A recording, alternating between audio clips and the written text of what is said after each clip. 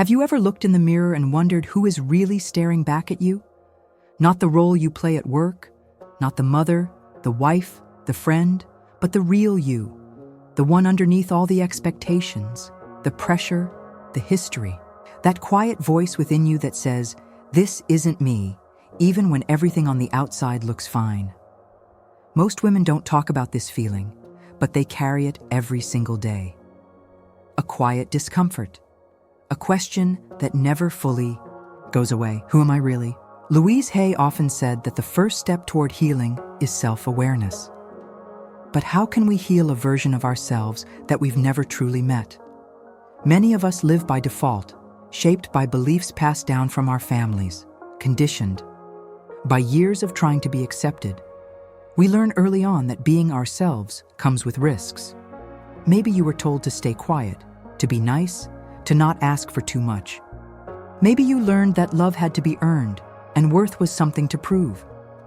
Over time, those lessons don't just become habits, they become identities. And yet, there's still something in you that remembers, a part that hasn't forgotten who you were before life told you who to be. That part is your true self. It doesn't disappear.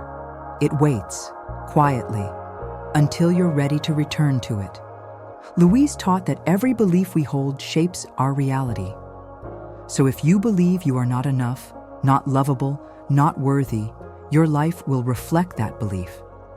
But if you begin to shift that narrative, if you begin to reconnect with the truth of who you really are, your entire world can change. This isn't about becoming someone new. It's about remembering who you were before the world told you to forget.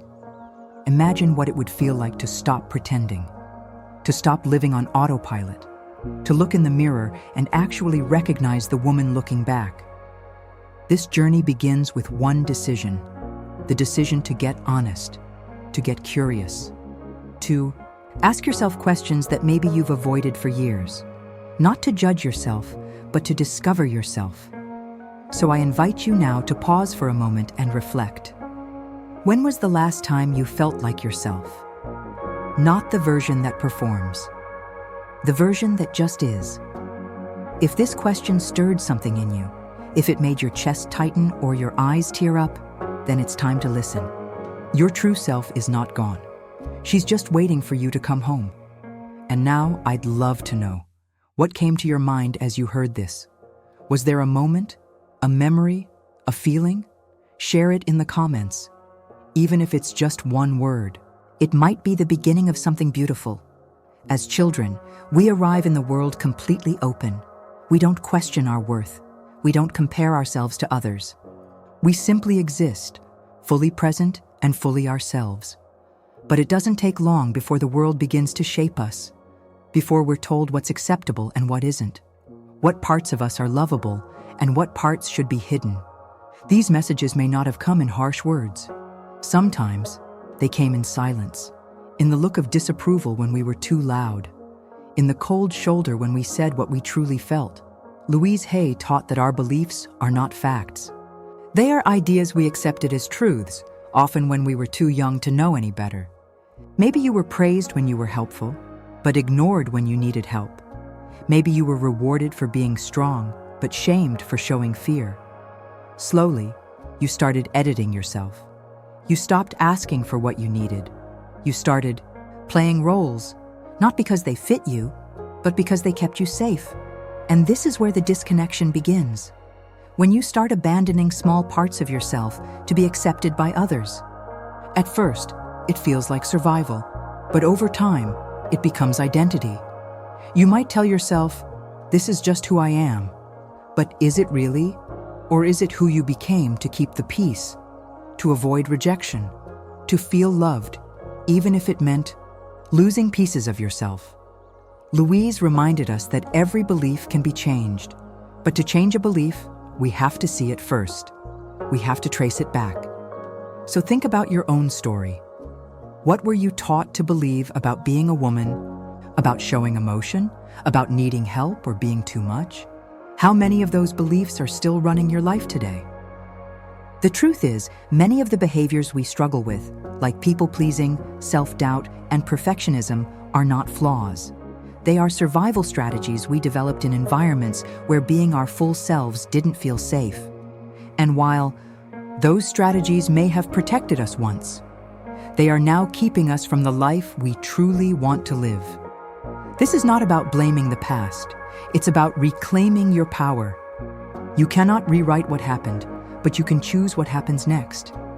You can meet the version of yourself that has always been waiting, the one who knows her worth without having to prove it, the one who honors her feelings without shame, the one who no longer seeks permission to be who she already is. Now, take a quiet moment to reflect. What role have you been playing that no longer fits? What belief about yourself feels heavy, like it's no longer true? Just naming it is a powerful step. You don't have to fix it all today. You just have to become aware. There comes a point in life when pretending becomes exhausting. The roles you once played with ease start to feel heavy. The smile you wear begins to crack, and in the quiet moments, you can feel something stirring inside, a question you can no longer ignore. What if I'm not who I thought I was? Louise Hay believed that much of our suffering comes from identifying with a false self, a version of us built on fear, judgment, and unmet expectations. This self tries hard to be perfect. It constantly seeks approval. It avoids conflict. But deep down, it's not real. It's a mask, carefully constructed over years of trying to belong. Sometimes the mask is one of strength. You become the one who always has it together, or who takes care of everyone else, who never complains. But underneath that strength, there may be a woman who feels lonely, who longs to be held, who doesn't want to be strong all the time. Other times, the mask is one of control. You stay busy, keep everything in order, make sure nothing falls apart. But beneath that control, there may be a fear of being vulnerable. A fear that if you let go, everything will collapse, including you. These masks served a purpose. They helped you survive. But now, they are keeping you from truly living. They silence your true voice. They disconnect you from your needs, your desires, your joy. And with each day that passes, the distance between who you are and who you pretend to be grows wider. Louise often said that awareness is the first step to healing. So take a moment and notice the masks you wear. Are you always the helper, even when you need help? Do you stay quiet to avoid being seen as difficult? Do you smile when what you really feel is sadness, anger, or fear? We all wear masks, but the danger comes when we forget they are masks. When we believe that our worth is tied to how well we perform, how much we give, or how little we need. When we measure ourselves by how others see us, instead of how we feel inside. Peeling off these layers takes courage. It means telling the truth, first to yourself. It means allowing yourself to be seen, not just in your strength, but in your softness, in your uncertainty, in your humanity. This is not about being perfect. It's about being real. Louise reminded us that we are lovable exactly as we are, not because of what we do or how much we give, but because of who we are at our core. And if you've forgotten what that version of you feels like, don't worry, she's not gone. She's just been waiting for a time when you felt safe enough to stop pretending. That moment doesn't have to be far away. It can start now, in the quiet recognition that you're ready to begin again. When you begin to let go of the roles you've been playing, a strange thing happens. You start to feel exposed, almost fragile. It's as if you're standing without armor for the first time in years, and in that vulnerability, there's a quiet power, because for the first time, you're not hiding, you're not performing, you're just being. And that's where true strength lives. Louise Hay often spoke about the importance of self-acceptance, not just when you feel good or successful, but especially when you feel broken, lost, or uncertain, because that's when love is needed the most. Many women carry the belief that they must earn love, that they need to fix themselves before they are worthy of care, joy, or rest. But Louise reminded us, healing doesn't come after we become perfect. Healing begins when we love ourselves exactly as we are. Think about that for a moment. What would change in your life if you stopped waiting to be ready? To be thinner, calmer, more organized, more successful? What if nothing about you needed to change before you were worthy of love and peace? It's a radical idea in a world that constantly tells you to improve, hustle, and strive. But it's the foundation of every lasting transformation. You don't have to wait to be someone else to start treating yourself with kindness. You don't have to become a better version of you to begin offering yourself compassion. You are already enough. And the moment you truly begin to believe that, you stop chasing approval. You stop fearing rejection. You stop living according to other people's expectations. Right now, you might feel like you're somewhere in between. You're no longer the person you used to be, but not yet fully connected to the real you. This space can feel confusing, but it's also sacred, because it's in this in-between place where the old starts to dissolve and the new begins to rise. Take a moment and ask yourself, when was the last time you offered yourself understanding instead of judgment? When was the last time you looked in the mirror and said something kind? These small shifts matter more than you think. They are the building blocks of a new relationship with yourself. If this reflection is awakening something inside you, I'd love to know what part of this speaks to you the most. Sometimes, just writing it down helps make it real. So if you feel called to share, your insight might also touch someone else walking a similar path. Remember, healing is not a destination. It's a practice, and that practice starts with the simple choice to return to yourself each day, gently, without pressure, without guilt. Just the intention to be present, honest, and willing to love what you find. There is a quiet kind of pain that comes from living disconnected from yourself.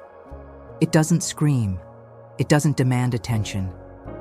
Instead, it lingers in the background, showing up as fatigue, as irritation, as a persistent feeling that something is missing. You go through the motions, you do what needs to be done. But something about life feels hollow, like you're always just a few steps away from where you're meant to be. Louise Hay taught that much of our emotional discomfort stems from the thoughts we repeat to ourselves every day. These thoughts create our feelings, which influence our actions and eventually shape our reality. When those thoughts are rooted in fear, shame, or unworthiness, the life we create reflects those same emotions. And often, we don't even notice it happening. It becomes our normal. Maybe you find yourself saying things like, "I'm not good enough. I never get it right. I'm always behind." These phrases might sound small, but they carry deep weight. They don't just sit in your mind. They echo into your body, your energy, your presence. Over time, they become the lens through which you view the world and your place in it. The good news, as Louise often reminded us, is that you can change those thoughts. You can choose a new belief. But before you can choose, you have to notice. You have to slow down and listen to the way you speak to yourself, not just out loud, but in the silence, in the spaces where no one else hears. Think about how you respond to your own mistakes. Do you criticize yourself instantly? Do you feel like a failure for needing rest, for forgetting something, for not being perfect? Or do you offer yourself patience, the way you would a friend? Most women have learned to be hard on themselves because they believed it would help them do better. But criticism doesn't lead to growth. It leads to fear and exhaustion. What truly helps us grow is encouragement, compassion, and permission to be human. Louise often guided people to stand in front of a mirror and say something loving to themselves, not because it's easy, but because it's powerful. Looking into your own eyes and offering kindness, even when you feel messy or unsure, can begin to shift something deep inside you. It's not about pretending everything is fine. It's about choosing to be on your own side, no matter what. Your relationship with yourself is the foundation for every other relationship in your life. If you are constantly criticizing yourself, you may find it hard to receive love from others. If you believe you are not worthy, you may settle for less than you deserve. Changing the way you relate to yourself is not selfish. It's necessary. Because the way you treat yourself sets the tone for your entire life. At some point in the journey back to yourself, you will encounter old pain. It may not be loud or obvious. Sometimes, it shows up as a hesitation, a tightening in the chest, or a wave of emotion that catches you off guard. These moments are not setbacks. They are invitations. They ask you to pause and listen, to feel what you once had to suppress, and to understand that you no longer have to carry it alone. Louise Hay believed that much of our emotional suffering comes from unhealed memories and the judgments we attach to them. We carry blame, guilt, shame, and resentment, not just toward others, but toward ourselves. Maybe you've blamed yourself for not knowing better. Maybe you've held on to guilt for choices you made when you were doing your best with what you knew. Or perhaps you've carried the weight of someone else's actions, thinking it was somehow your fault. These emotional burdens stay with us. They settle into our bodies, creating tension, illness, and fatigue. Louise often said that every disease begins with a thought pattern. She didn't mean that pain is our fault, but rather that our thoughts have power. They can nourish us, or they can harm us. And when we begin to release those patterns, the healing can begin, not just emotionally, but physically and spiritually. Forgiveness is one of the most powerful tools we have, but many misunderstand what it really means. Forgiveness is not saying that what happened was okay. It's not pretending it didn't hurt. Forgiveness is a decision to stop reliving the pain, to stop giving it power over your present, to release yourself from the prison of the past. And sometimes, the person you most need to forgive is yourself. For the times you didn't protect your heart, for staying too long in places where you weren't seen, for all the years you spent trying to earn love instead of recognizing it within you. This is not about blame. It's about understanding. It's about offering compassion to the version of you that was just trying to survive. Louise often invited people to place a hand over their heart and speak gently to themselves, to say words they may have never heard before. I'm sorry. I forgive you. I love you.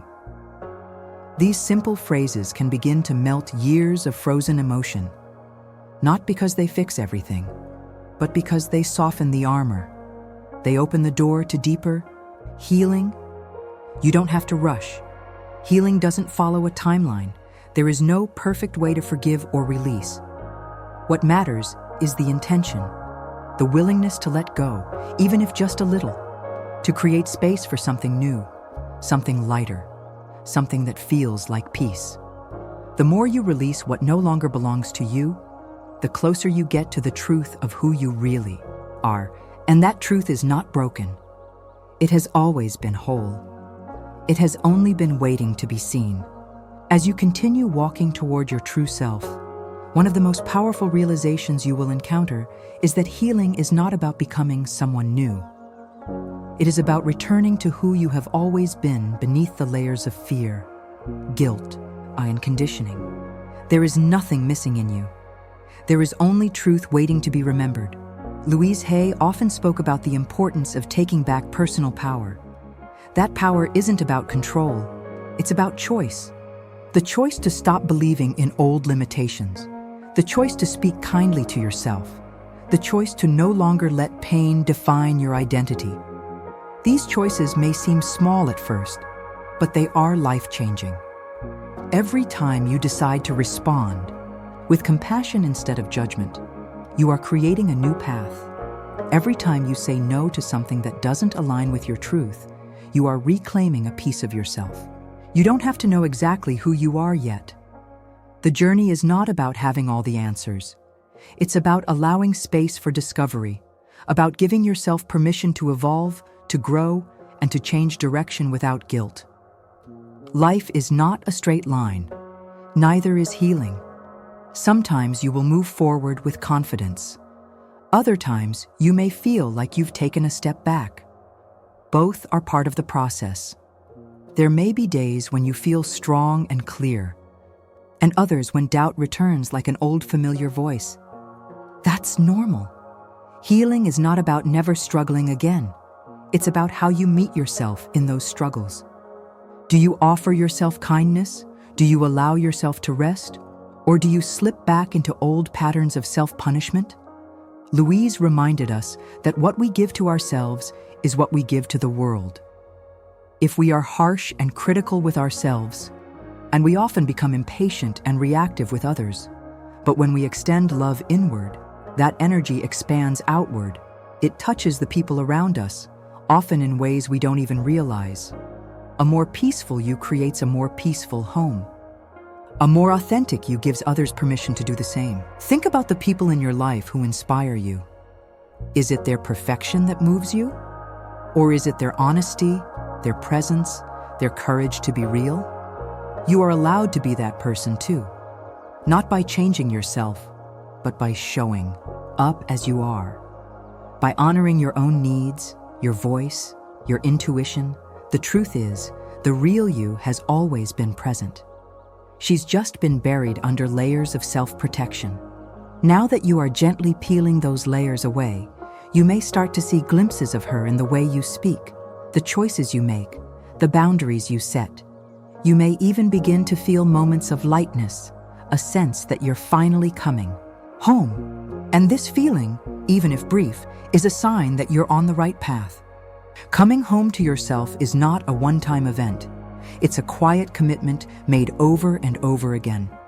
It happens in the little choices, in the moments when you pause before reacting, when you choose to speak gently to yourself, when you give yourself permission to rest, to feel, to simply be.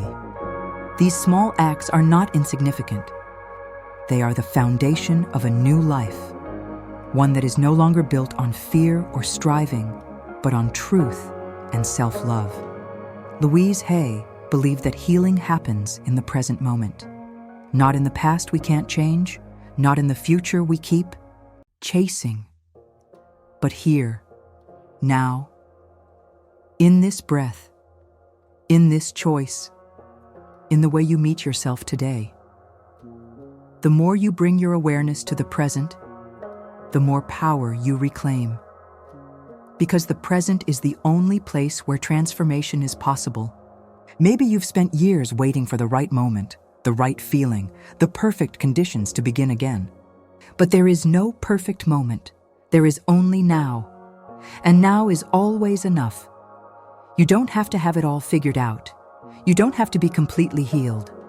You just have to be willing to meet yourself where you are, with honesty and compassion. The true you is not a version you need to find somewhere outside yourself. She has always been within you, waiting patiently for you to notice. She doesn't need to be improved. She needs to be remembered, accepted, and allowed to speak. When you make space for her, you may notice your energy shift. You may begin to attract different experiences, people, and opportunities. Not because you are doing more, but because you are finally aligned with your truth. This is what it means to live from your center, to make decisions that honor your inner voice, to stop betraying yourself to keep others comfortable, to stop shrinking in order to fit into spaces that were never meant to hold your full self. Living this way may feel unfamiliar at first, but in time, it becomes your new normal. A life that feels honest, grounded, and deeply fulfilling. Coming home to yourself is not a one-time event. It's a quiet commitment made over and over again. It happens in the little choices, in the moments when you pause before reacting, when you choose to speak gently to yourself, when you give yourself permission to rest, to feel, to simply be. These small acts are not insignificant. They are the foundation of a new life, one that is no longer built on fear or striving, but on truth and self-love. Now, I'd love to hear from you. Was there a part of this message that spoke to you in a deep way? If you feel safe to share, Your words might help someone else feel seen. And if this journey has supported you, feel free to subscribe and stay connected. Your presence here matters, and your voice is welcome.